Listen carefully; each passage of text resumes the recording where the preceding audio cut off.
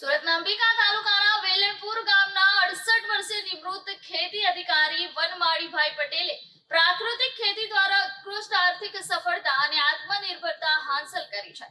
તેમણે મિશ્ર પાકો તથા શેરડીમાં પ્રાકૃતિક પદ્ધતિઓ અપનાવી આ વર્ષે ₹6.38 લાખની આવક મેળવી છે। સુરત જિલ્લાના અંબિકા તાલુકાના વેલણપુર ગામના 68 વર્ષના વનમાળીભાઈ પટેલ નિવૃત્તિ બાદ યુવાનોને શરમાવે તેવી ઉર્જા સાથે પ્રાકૃતિક ખેતી કરીને આત્મનિર્ભર બન્યા છે।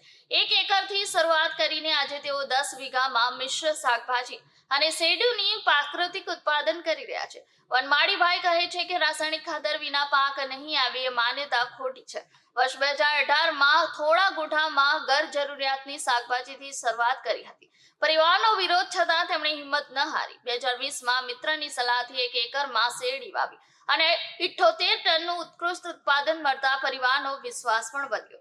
આજે તેઓ દેશી ગીર ગાય રાખીને તેના છાણ મૂત્રથી જીવામૃત અને અન્ય દવાઓ બનાવી પ્રાકૃતિક ખેતી કરે છે। 30 ગુઠામાં પરવળ, મરચા, હળદર, રીંગણ, તુરિયા, ટામેટા, દૂધી જેવા મિશ્ર પાક ઉત્પન્ન કરે છે। રોગ નિયંત્રણ માટે વાસી છાસ, ગૌકૃપા અમૃત, નિમાસ્ત્ર, અગ્નિશસ્ત્ર અને બ્રહ્માસ્ત્ર જેવા પ્રાકૃતિક દવાઓનો ઉપયોગ કરે છે। ઉત્પાદનમાં પણ ઉત્તમ સફળતા મેળવી છે। માત્ર શાકભાજીમાં જ લાખોની આવક, શેરડીમાં 122 ટન ઉત્પાદન સાથે લગભગ 4 લાખની કમાણી કરી છે। તેમની વાડીમાં દૈનિક 5 થી 6 શ્રમિકોને રોજગારી પણ મળે છે।